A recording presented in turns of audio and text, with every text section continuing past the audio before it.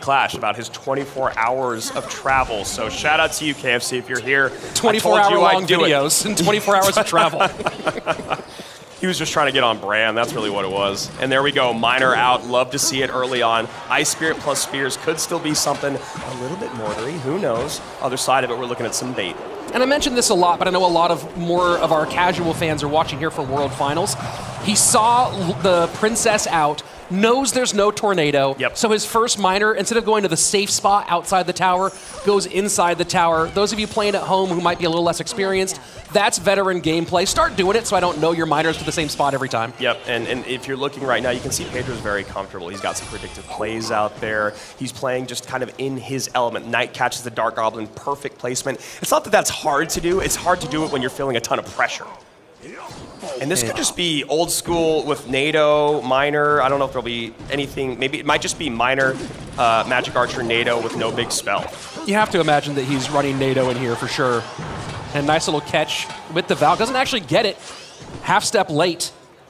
But this is a great spot for Pedro, opening a little damage in both lanes, giving himself some opportunities. And he also is sitting on that NATO, and that's the problem now that that TAA recognizes, is that NATO's an activate King Tower the second he plays a barrel. Yep, nice play there to keep the Princess on the board, gets the Ice Spirit out front to keep it alive. And Magic Archer takes it out. There we go, a little bit of damage in for TAA, and I really love this deck pick by Pedro. Yeah, and he's playing it to perfection so far. Getting on these towers just a little early. TAA's just a half step behind him the entire way. He's shook, man. That's really all I think it all comes down to, is you just feel those nerves, you feel the pressure. It just takes you, your hands are shaking. Half step, millisecond longer to make the decisions you need to. And right now, Pedro, I think, can feel the momentum falling in his favor.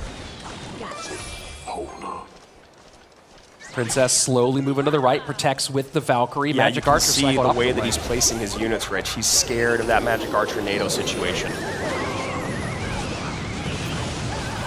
And gonna eat a little damage here is Pedro with that choice. Yeah, the dummy gobs end up doing a decent amount of damage, 2452 to 2441. I mean, the other side of this conversation, while we've been speaking the praises of Pedro, is that the damage can stack up a lot faster for TAA than it can for Pedro, unless he gets a great Magic Archer lineup. Oh, and that Princess stays out of range, so forcing a little bit extra. Yeah, wow. And she's gonna get a shot on tower. That was a great sequence for TAA. And another Princess right back down. TAA has been hyper aggressive with these. Now gonna get a couple Magic Archer shots in, but Pedro's just been a little bit off on taking care of those Princesses, Rich. Here we go, sudden death overtime. Fairly close, 1945 on the bottom right-hand side, 2173 top left. And again, if you are going to play decks like this, you need to play them perfectly. You need to prove that you are top 3 in the world with decks like this if you're going to bring them out in CRL. And right now, Pedro not quite showing that. 1945, 2173. It's going to be interesting as we get late game here. If this thing is very close, the pace that TAA can put on with the barrels. Yeah, exactly, man. I feel like the pressure late game is going to be in favor. Is there a lineup? There's a lineup. There's a lineup. Oh, there's the lineup. Boy. Snowball to cover, but damage done. And this keeps happening. He keeps trying to take out the Princess with the spears, and they keep getting protected. He has to spend just a little bit more elixir. It still ends up being 3 for 3, but it's more about the attention it's pulling from you, and then maybe you need one of those cards somewhere else.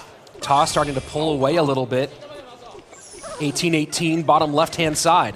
Final minute, triple elixir. This is where things get interesting. You have the NATO, the Log, and the Magic Archer.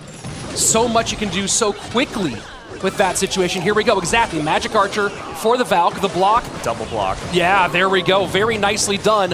One shot will get through. 1865, still behind with 40 seconds to go. Neither of them have a champion to take advantage of that 3-card cycle, which is something I bet both of them would love to have at the moment. Dark Goblin on top of that Magic Archer. Magic Archer does not stay alive. And this bridge play, this back and forth that we're going to see, the cannon, great job. I mean, you're doing exactly what you have to do. If you ever lose in one of these matchups, right there, boom, another connection. Pedro back in the lead, 3 shots in. 15 seconds left. Now TAA has no choice but to go as hard as possible. Log gets in. There is no 3-card cycle, There's no way, folks. Rich. Oh my word. The recovery, the guts. Pedro getting it done in 2, and he will stay alive at World Finals. TAA gets a little bit more